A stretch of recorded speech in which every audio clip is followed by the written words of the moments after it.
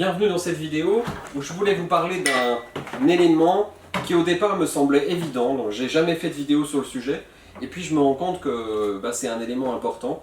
Et j'ai vu ça il n'y a pas longtemps lorsque j'ai eu un petit stagiaire qui est venu, qui est le fils d'un ami qui voulait absolument bricoler sur une malle. Et en lui faisant faire le travail, je me suis rendu compte qu'il n'imaginait pas la façon dont ça fonctionnait. Ici, vous avez une perceuse. Moi, c'est une perceuse que j'ai choisie. On se fout complètement de la marque, c'est pour ça que je l'ai cachée. Je ne veux pas faire de pub à ces gens-là. Moi, j'ai rien pour ou rien contre aucune marque. J'ai choisi cette perceuse uniquement à cause de son poids et à cause du mandrin métallique. Donc, je voulais un mandrin métallique à clé et je voulais une perceuse qui fasse moins d'1,5 kg, le plus léger possible. Puisqu'en fait, je vais l'utiliser des heures, je vais l'utiliser à une seule main et je vais l'utiliser toujours dans le même sens. Donc cette perceuse, elle a un sens de rotation qui est réglable, on peut régler dans un sens ou dans l'autre. Moi je le règle toujours dans un sens, ici. Et vous voyez que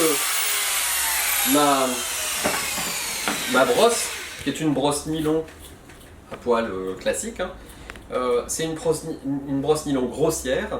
Si je tourne ma perceuse, tout ça tourne comme ça. En fait, cette perceuse, je vais l'utiliser exactement comme une affleureuse ou comme une défonceuse. Et donc, il faut l'utiliser le plus doucement possible, le plus calmement possible, et jamais en avalant. Parce que chaque fois que vous voudrez avaler, ou chaque fois que vous prendrez une trop grosse partie, on va le voir là, eh bien vous allez partir sur la toile. Or, il est très important que vous ne brossiez que les parties métalliques de votre malle, et jamais les parties toilées. D'où l'idée de travailler à une seule main, et on verra pourquoi. On est beaucoup plus précis à une main qu'à deux mains. À deux mains, vous n'arriverez pas à faire un travail correct. Et c'est ce qu'on va voir maintenant. Mais au préalable, important, lorsque vous faites ce genre de travail, vous avez besoin impérativement d'un casque. Donc il vous faut un casque anti-bruit. C'est essentiel. Si vous n'avez pas de casque, d'abord vous abîmez vos oreilles. Et ensuite, systématiquement, vous serez beaucoup plus fatigué en fin de journée. Vous avez besoin de lunettes. C'est très important. On ne sait jamais, mettez des lunettes de sécurité. Ensuite, vous avez besoin d'un gant au minimum. Alors si vous pouvez, vous mettez les deux. Moi, j'en utilise qu'un, puisque en fait, c'est uniquement le gant qui tient la perceuse pour éviter d'avoir trop chaud. Ici, aujourd'hui, il fait 37 degrés, 38 degrés, quelque chose comme ça. Il fait 37 degrés. La perceuse, elle a vite tendance à chauffer, donc avec le gant, ça m'évite de me brûler les mains. Ensuite, utilisez un masque. Au minimum, achetez-vous un petit masque comme ça coûte pas cher. Si vous avez un peu plus de moyens, achetez-vous ce genre de masque et travaillez avec un masque. C'est un bon conseil que je vous donne. Et si jamais il vous vient l'idée un jour ou si vous avez besoin impérativement de travailler avec des brosses métalliques, dans ces cas-là, faites attention. La brosse métallique, dans ce genre de cas, a des pointes qui ont souvent tendance à s'enlever. Dans ces cas-là, ce genre de lunettes ne suffit plus. Il faut des vraies lunettes de sécurité costauds. Et pareil, il ne faut pas travailler en short comme je vais le faire aujourd'hui, mais il faut travailler en pantalon de travail. Et protéger en fait ses jambes et protéger ses mains. Ici, avec une brosse en tissu, il n'y a pas grand risque, puisque vous voyez, je la mets en route. Je peux mettre mes doigts. Il n'y a pas de danger. Je ne dis pas que c'est agréable, mais il n'y a aucun danger. Le seul danger, c'est les petits pics qui pourraient se détacher. Ça frappe un bon coup sec, mais il n'y a pas de danger, ça ne rentre pas dans la peau, c'est pas dangereux. Donc ici, cette perceuse, j'utilise ensuite une spatule de peintre. Et vous allez voir, on va zoomer sur cette partie-là, et vous allez voir comment ça se passe. La première chose, je vais allumer ma perceuse, et je vais la bloquer. Une fois qu'elle sera bloquée, je vais venir la positionner de cette façon-là, avec une main, et vous allez voir ce que fait mon autre main. Deux solutions sont possibles. Première solution, avec une spatule. Ma perceuse est tenue comme ça. Petite spatule. Je positionne.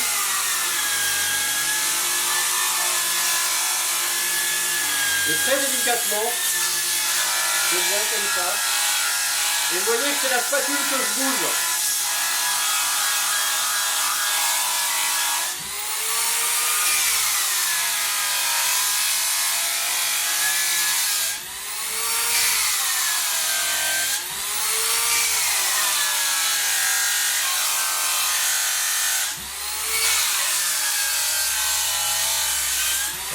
Quand je veux faire l'angle, je viens ici, j'appuie avec un doigt, je pose un doigt, soit le pouce, soit un doigt. Donc ici je vais poser le pouce, et je viens sur l'arête.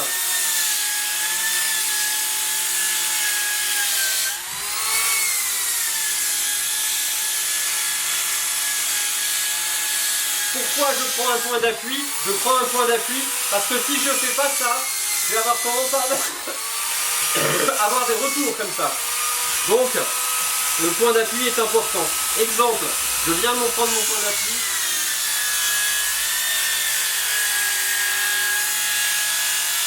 Là, j'ai une courbe.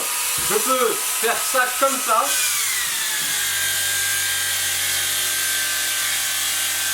Ou plus prudent, spatule.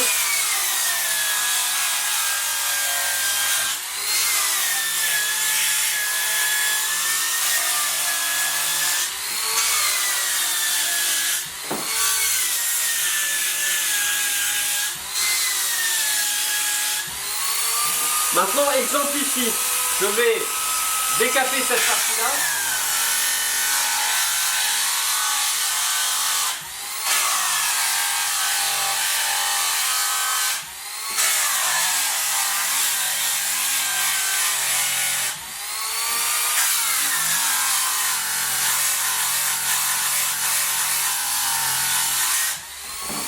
Et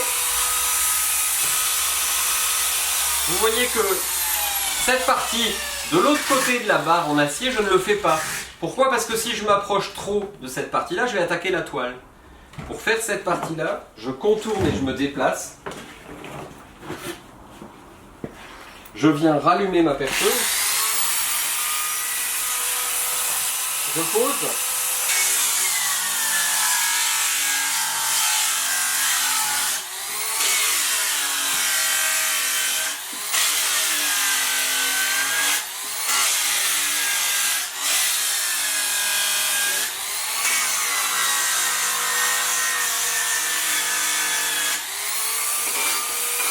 Et voilà.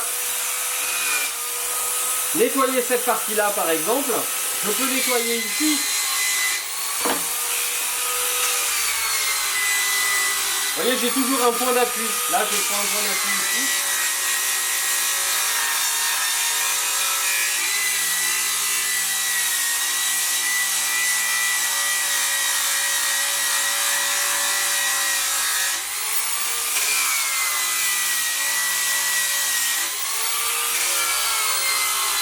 Alors là, j'ai pas de risque, c'est du bois.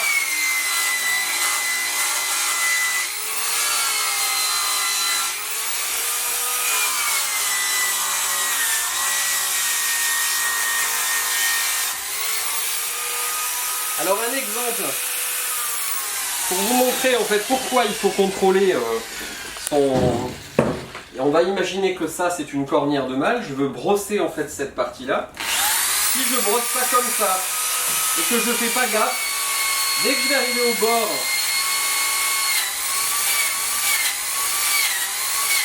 j'arrive pas à tenir. Si je viens comme ça et que j'ai un point d'appui,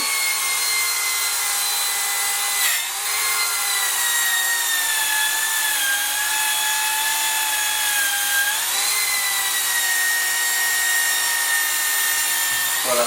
Et dès que je vais vouloir faire le vrai bord, je viens comme ça. Ou de cette façon-là.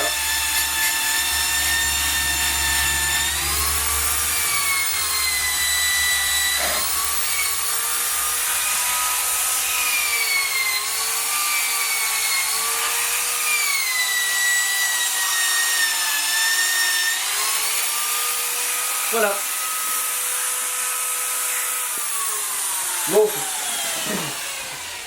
petite démonstration finale pour vous montrer une fois ce que ça donne sur un coin complet de malle. Ici, je positionne, spatule.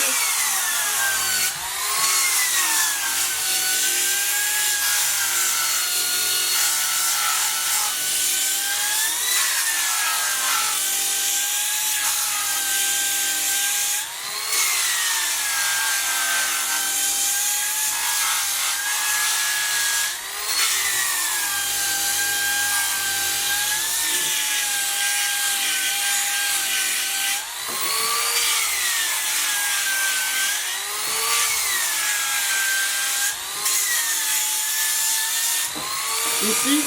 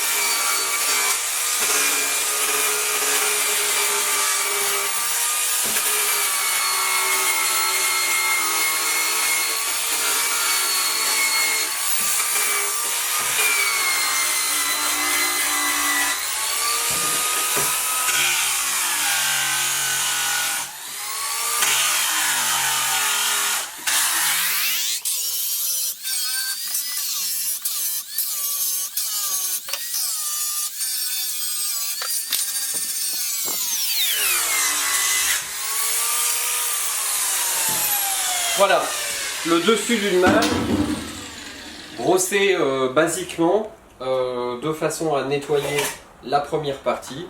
Il suffira maintenant de changer de brosse, d'aller un peu plus loin dans le nettoyage, et surtout après de s'attaquer au laiton pour arriver à brosser correctement cette pièce.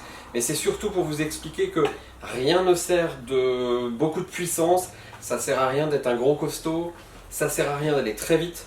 Il suffit en fait de positionner sa brosse et de la laisser faire et de la contrôler tout bêtement, soit à la spatule, soit avec un doigt, et tout simplement de pouvoir laisser la brosse faire et d'aller toujours contre le métal, contre le sens de la brosse, et jamais en avalant, c'est-à-dire jamais avec le sens de la brosse, sinon forcément vous toucherez la toile et vous abîmerez votre malle.